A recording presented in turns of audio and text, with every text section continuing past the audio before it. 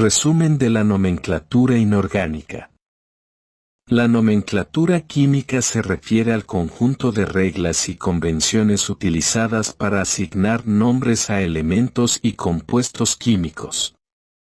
Su importancia radica en proporcionar una forma sistemática y unívoca de identificar y comunicar sustancias químicas en la comunidad científica.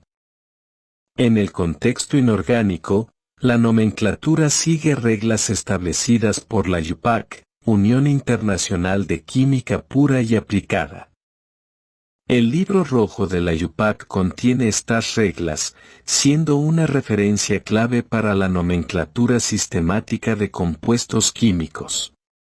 Aunque la teoría establece reglas claras para la nomenclatura química, en la práctica, estas reglas se ven entremezcladas con nombres arcaicos, no sistemáticos y comunes, además de convenciones como las del libro rojo de la UPAC y propuestas por autores como Stock. Debido a la complejidad y la falta de tiempo para analizar exhaustivamente todas estas variaciones, optaremos por la solución presentada en los libros de texto utilizados en Estados Unidos. En este enfoque, aplicaremos la nomenclatura sistemática y de Stock para sustancias iónicas, mientras que para las sustancias moleculares utilizaremos la nomenclatura tradicional. Algunas sustancias particulares, como H2 o INH3, conservarán sus nombres comunes de agua y amoníaco, respectivamente. Adicionalmente, la nomenclatura que examinamos generalmente se limita a sustancias inorgánicas formuladas mediante la Ley de Conservación de la Carga, de ahí que los nombres suelen ser entidades binarias. Por norma en español, invertimos el orden al mencionar primero la parte negativa y luego la positiva. Esta práctica se debe a que varias propiedades químicas de las sustancias están condicionadas por su parte negativa, aunque esto no siempre sea el caso. Es importante tener en cuenta que los nombres de algunos aniones complejos que contienen oxígeno y no metales cambian sus terminaciones dependiendo de si se unen a hidrógeno o a metales. Esta variación se debe a que, según su compañero positivo, el anión puede experimentar modificaciones en su estructura interna, conocidas como resonancia. Nombrando cationes. Existen tres formas de nombrar cationes: nomenclatura tradicional, sistemática y de Stock. Por lo general, los libros de texto nos recomiendan utilizar nomenclaturas sistemáticas o de Stock, ya que son más sencillas de trabajar. En la nomenclatura sistemática, los nombres de los iones se indican con el nombre del elemento, seguido entre paréntesis por el estado de oxidación del elemento con signo positivo y números arábigos, como, por ejemplo, ion sodio, +1. En la nomenclatura de Stock, el estado de oxidación se indica con números romanos, sin signo, como en el caso del ion sodio, y. En términos de cationes complejos, el único del que debemos cuidarnos es el catión amonio. Aunque este catión tiene otros nombres, optaremos por utilizar su nombre tradicional, ya que es el más comúnmente reconocido. En la nomenclatura tradicional para cationes, emplearemos prefijos y sufijos específicos. Utilizaremos la terminación -ico cuando el elemento tiene un único estado de oxidación. En el caso de elementos con dos estados de oxidación, las terminaciones serán -oso para el estado de oxidación menor y -ico para el estado de oxidación mayor. La mayoría de los metales exhiben solo dos estados de oxidación.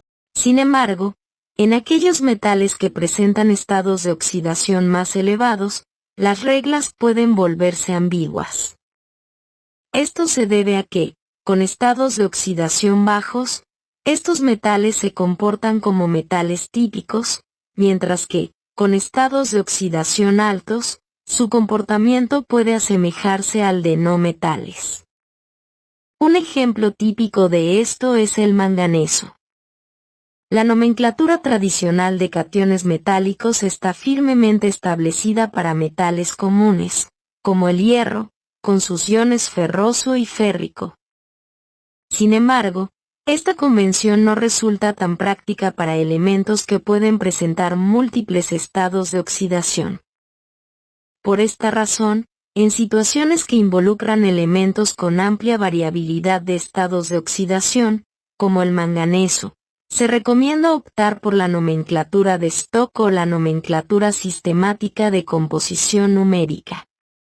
Estas alternativas brindan una descripción más precisa y detallada de los diferentes estados de oxidación que puede exhibir el elemento en cuestión.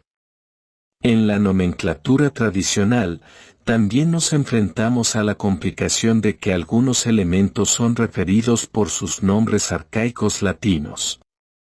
Así, en lugar de utilizar los nombres modernos, decimos ferro en lugar de hierro, cupro en lugar de cobre, plumbo en lugar de plomo, salfer en lugar de azufre, argento en lugar de plata, y auro en lugar de oro. Sin embargo, en otros casos, optamos por los nombres modernos, como en el caso del sodio y el potasio, sin recurrir a sus formas latinas natrum o kalium. Esta dualidad en la elección de nombres refleja situaciones históricas y modas que han perdurado, surgido o quedado plasmadas en algún momento en algún libro de texto. Como muchas cosas que carecen de una explicación lógica, estas elecciones nomenclaturales obedecen a contingencias históricas que persisten a lo largo del tiempo. Nombrando aniones especiales. Existen 3 aniones especiales que debemos memorizar con atención, ya que poseen reglas independientes. Estos son el anión óxido, el anión peróxido y el anión hidróxido, cuyos nombres y fórmulas deben ser aprendidos de memoria. En la nomenclatura sistemática, puede haber modificaciones, pero abordaremos estas cuestiones cuando trabajemos con nombres binarios. Nombrando aniones monoatómicos, en el caso de los aniones monoatómicos, es decir, los no metales que pueden formar iones con carga negativa, se les agrega la terminación uro. Esta regla única se debe a que, sistemáticamente, todos estos elementos solo pueden formar un único ion negativo, ya que poseen un solo estado de oxidación negativo. Nombrando aniones de oxígeno y no metal central. Para los no metales centrales que están rodeados de oxígenos, existen 2 nombres base en la nomenclatura de compuestos químicos. 1. Terminados en quico. Estos se utilizan cuando el no metal central forma ácidos con hidrógeno. Un ejemplo común es el ácido sulfúrico, donde el azufre actúa como no metal central y se nombra sulfúrico. 2. Terminados en mato. Estos se usan cuando el no metal central está unido a cualquier otro elemento que no sea hidrógeno. Por ejemplo, en el ion sulfato, el azufre se nombra como sulfato. Las diferentes terminaciones para un mismo ion, como las terminaciones ico y ato, pueden deberse a cambios estructurales internos llamados resonancia. La resonancia es un fenómeno en el cual los electrones enlazantes se redistribuyen entre los átomos dentro de una molécula o un ion, dando lugar a diferentes formas de resonancia.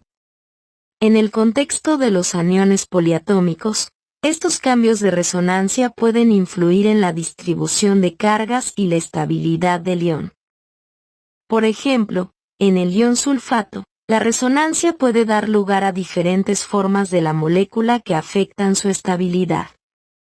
La forma más estable se asocia a menudo con cationes diferentes de hidrógeno. La resonancia es un concepto importante en química que ayuda a explicar la estabilidad y comportamiento de diversas moléculas e iones en función de las redistribuciones electrónicas posibles. Lista de aniones con no metal central básicos más comunes. A continuación, detallaremos la lista de aniones con un no metal como elemento central, es decir, aquellos que finalizan en ico o ato. Es importante recordar que la terminación ico se aplica cuando están unidos a hidrógenos, mientras que la terminación ato se utiliza cuando forman sales, es decir, cuando el catión no es hidrógeno. Algunos ejemplos incluyen clórico o clorato, brómico o bromato, yódico o yodato, nítrico o nitrato, sulfúrico o sulfato, fosfórico o fosfato, carbónico o carbonato, selénico o selenato, bórico o borato, crómico o cromato, mangánico o manganato, entre otros. Es crucial tener en cuenta que, a pesar de la tradición que establece que el átomo central es un no metal, varios metales de transición pueden adoptar un comportamiento no metálico en estados de oxidación elevados y generar ácidos. Además, algunos de estos ácidos pueden presentar estructuras diferentes o poliméricas más estables, como en el caso del dicrómico o dicromato, o en algunas modificaciones del fósforo, como el pirofosfórico o pirofosfato. Esto da lugar a reglas especiales accidentales, como prefijos numéricos como di, o de uso especial como orto, meta, y para, sobre los cuales no profundizaremos en este resumen. Al adicionar un oxígeno a los aniones previos, se incorpora el prefijo per, como en el caso del ácido perclórico o el ion perclorato. En contraste, al remover un oxígeno, la terminación cambia a -oso o -ito, como se observa en el ácido cloroso o el ion clorito. Además, al eliminar dos oxígenos, se añade el prefijo hipo al inicio, dando lugar al ácido hipocloroso o al ion hipoclorito. Esta variación en la nomenclatura refleja los diferentes estados de oxidación y estructuras químicas asociadas a estos compuestos. Nomenclatura sistemática de los aniones con no metal central. Las normativas previamente mencionadas pueden generar confusión, especialmente al enfrentarse a ácidos especiales con nombres poco predecibles. Para abordar esta complejidad, la YUPAC ha introducido una alternativa conocida como el método del hidrógeno, también llamado la técnica del nombre largo. Este enfoque sigue una estructura clara, numeral hidrógeno, numeral óxido, numeral elemento ato, para el ácido, y en el caso de una sal, numeralis, numeral hidrógeno, numeral óxido, numeral elemento ato, de numeral catión. Los prefijos numerales incluyen di, tri, penta, hexa, mientras que los numeralis son bis, tris, tetraquis, pentaquis. Bajo este método, el ácido sulfúrico, por ejemplo, se denominaría dihidrógeno, tetraóxido sulfato, y el sulfato férrico a tris, tetraóxido sulfato, de dihierro. Aunque este enfoque simplificado ofrece una forma más directa y coherente de nombrar compuestos, reduciendo la ambigüedad y facilitando la comprensión de la nomenclatura química, conlleva el costo de generar nombres menos tradicionales y estéticos. El dilema radica en que los nombres químicos siguen una tradición arraigada. No resultaría práctico dirigirse a una tienda de productos químicos y solicitar dihidrógeno, tetraóxido sulfato, por libras, ya que es probable que el vendedor no comprenda la solicitud. Hasta que los nombres sistemáticos se vuelvan más comunes y de uso general, es necesario familiarizarse con los nombres tradicionales de sales y ácidos ternarios para una comunicación más efectiva en entornos químicos convencionales. Unión binaria de los nombres. En el proceso de ensamblar los nombres de compuestos químicos, primero construiremos la fórmula binaria siguiendo las reglas aprendidas en la lección sobre la teoría de los iones. Luego, determinaremos si la sustancia resultante es molecular o iónica, según lo explorado en la lección sobre enlace y sustancia. Para las sustancias iónicas, aplicaremos la nomenclatura sistemática o de Stock. En la nomenclatura de Stock, simplemente combinamos los nombres de los dos iones. En la nomenclatura sistemática, utilizamos prefijos como mono, di, tri para el anión y di, tri para el catión, con el objetivo de indicar el número de cada tipo de ion en la fórmula. Miremos algunos ejercicios triviales. Plantear la fórmula, indicar si será una sustancia iónica o molecular y nombrar las siguientes sustancias. Trate de usar nombres stock o sistemáticos para iónicos y tradicionales para moleculares. La primera pareja es hidrógeno y cloro. En el heurístico sabemos que en la tabla periódica el hidrógeno está por esta posición y el cloro está más a la derecha en esta posición. Por lo tanto, es muy probable que el cloro sea más negativo. De hecho, normalmente asumimos que si la sustancia se encuentra más a la derecha de la tabla periódica va a ser más negativa o electronegativa. Eso quiere decir que el cloro, al estar más a la derecha, va a ser el que suma su carga negativa, y la única carga negativa posible para el cloro es -1. Y la única carga positiva de hidrógeno posible es +1. Ya que sabemos las cargas, ahora debemos plantear la ley de la conservación de la carga que demostramos en videos anteriores, y que simplemente establece que los subíndices más probables en la fórmula empírica serán iguales al valor absoluto de los cocientes invertidos de las cargas. Eso quiere decir que se valida el hecho de que hagamos el cruce con los valores absolutos de cada carga. El valor absoluto de positivo es 1, el valor absoluto de negativo es 1, por lo tanto los subíndices son 1 y se formula como HCl.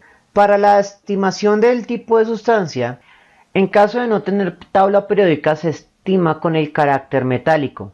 Tanto hidrógeno como cloro son no metales y la unión entre no metales generalmente da sustancias moleculares. Si tenemos tabla periódica podemos sacar la diferencia de electronegatividades. En nuestra tabla periódica la electronegatividad es el segundo valor que se encuentra de abajo hacia arriba desde los valores en verdes de la configuración electrónica. Establecido eso, buscamos en la tabla periódica los valores correspondientes para cloro. El cloro tiene una electronegatividad de 3.16, mientras que el hidrógeno tiene una electronegatividad de 2.2. Así que hacemos la resta. 3.16 menos 2.2. Entonces el 6 baja. 2 a 1 no cabe, entonces 1 se convierte en 10. De 2 a 10 hay 8. Por lo tanto este 3 se convierte en un 2. Y de 2 a 2 hay un 0. La diferencia de electronegatividades es de 0.86, lo cual la hace menor a 1.7, que es el límite para denominarlo como una sustancia iónica. Por lo tanto, esto es una sustancia molecular al tener una baja diferencia de electronegatividades. Así que lo probable es que esta sustancia sea una sustancia molecular. Así que vamos a nombrar empleando la nomenclatura tradicional. Para la nomenclatura tradicional vamos a tener en cuenta que el negativo en sustancias binarias normalmente lleva la terminación uro, a menos que sea el ion óxido o el ion peróxido o el ion hidróxido. Dicho esto, por lo tanto, la primera parte de este nombre es cloruro.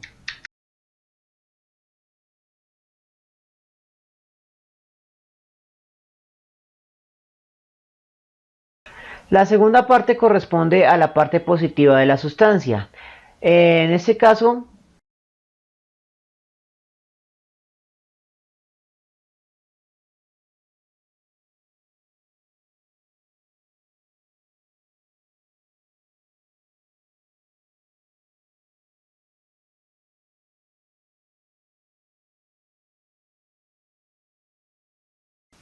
para un solo estado de oxidación, que es el estado de oxidación del hidrógeno, vamos a manejar simplemente de hidrógeno. Por lo tanto, el nombre formal tradicional de HCl es cloruro de hidrógeno. Tenga en cuenta que cloruro de hidrógeno normalmente en el laboratorio se maneja diluido en agua, y cuando eso ocurre adquiere otro nombre, ácido clorhídrico. Sin embargo, eso es solo un nombre en una fase de la sustancia, porque en fase gaseosa tiene que nombrarse por su nombre propio, cloruro de hidrógeno. Ahora vamos con la siguiente sustancia. Calcio y ion hidróxido. El anión hidróxido por definición va a ser quien lleve la carga negativa. Por lo tanto, el calcio va a ir con su carga positiva. La única carga positiva posible para el calcio es +2. Hacemos el cruce de la conservación de la carga para formular utilizando los valores absolutos de las cargas relativas. Entonces, calcio con su índice 1, que es el valor absoluto de negativo, hidróxido con su índice 2, porque es el valor absoluto de la carga 2 positivo. Con lo cual obtenemos una conservación o suma de carga 0. Establecido esto, hay que determinar si se trata de una sustancia iónica o molecular. Experimentalmente sabemos que los hidróxidos son por definición sustancias iónicas, y eso es algo conveniente de memorizar. Pero ¿cómo sacaríamos la diferencia de electronegatividades con un ion compuesto? La respuesta es que aparentemente no se puede. La electronegatividad es una propiedad intrínsecamente ligada al átomo, no al ion. Para estos casos lo que vamos a hacer es tomar en cuenta la electronegatividad del átomo más electronegativo del grupo. En este caso el oxígeno, que tiene una electronegatividad de 3.44. Mientras que el calcio tiene una electronegatividad cercana a 1. Al hacer la diferencia, entonces, el valor que nos da es de 2.44, bastante superior al 1.7.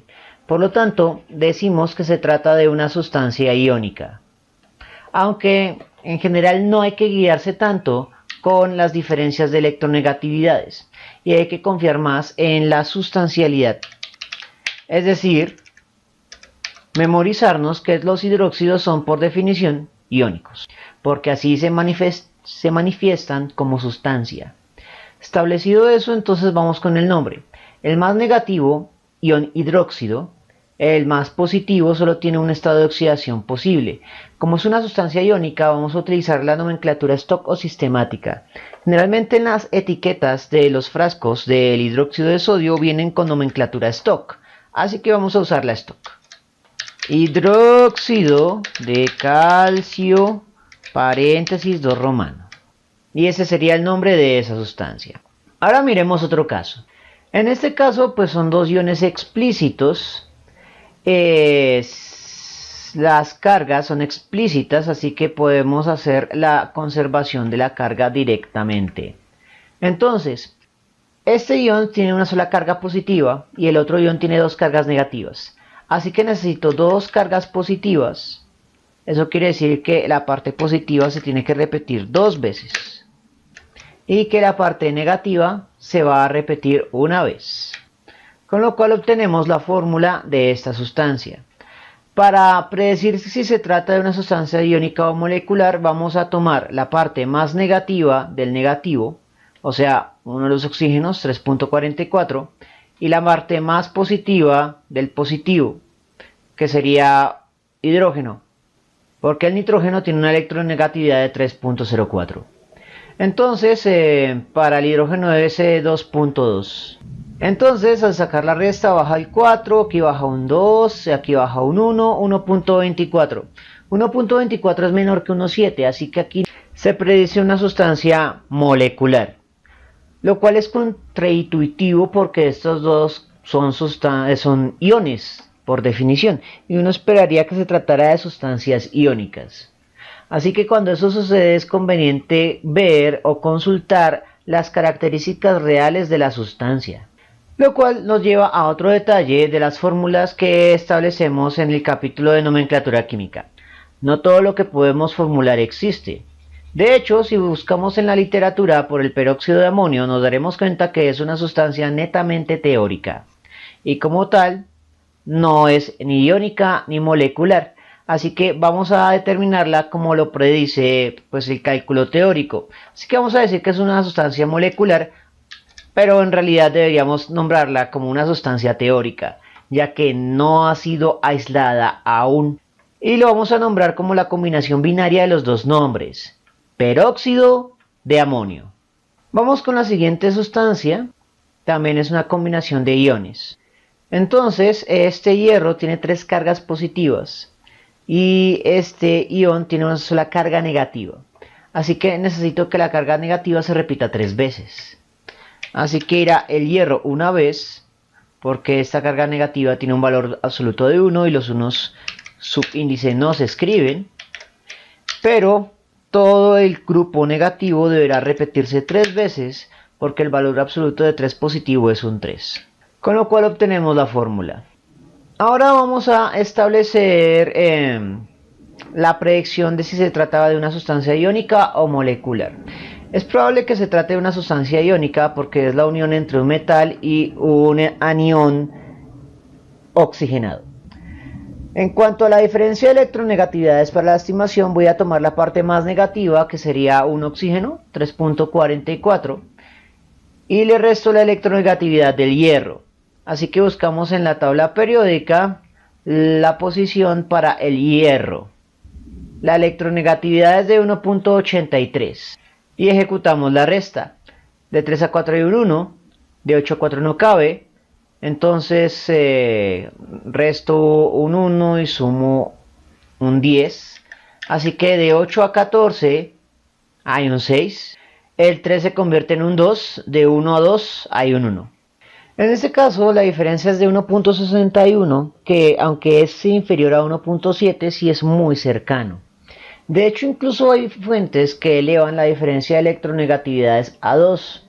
Entonces, con la mera diferencia de electronegatividades uno esperaría que es una sustancia molecular, pero como sustancia real, esta cosa es una sal iónica. Así que esto es un ejemplo de que a veces no es conveniente dejarse llevar únicamente por el cálculo de las diferencias de electronegatividades.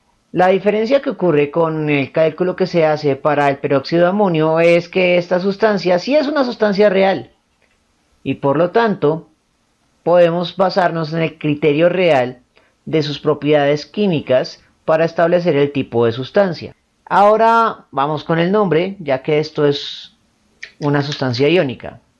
La parte negativa es uno de los iones base.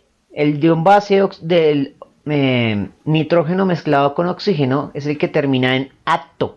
Por lo tanto, eso será nitrato. Recuerde que si fuera con un oxígeno más, NO4 sería pernitrato. Si perdiera un oxígeno, NO2 sería nitrito. Y si perdiera los dos oxígenos, o sea, NO sería hiponitrito.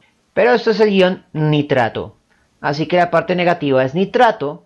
La parte positiva, como esto es una sustancia iónica, la vamos a nombrar por nomenclatura Stock, que será nitrato del hierro 3. Ahora, si usted lo quisiera nombrar por la nomenclatura sistemática, lo que vamos a hacer es lo siguiente.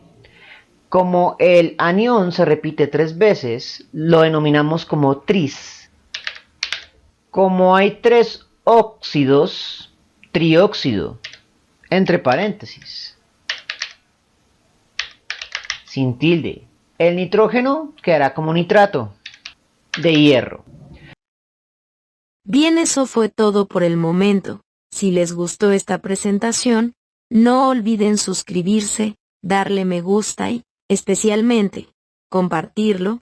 Eso mantiene vivo a este canal, y nos vemos en una próxima oportunidad.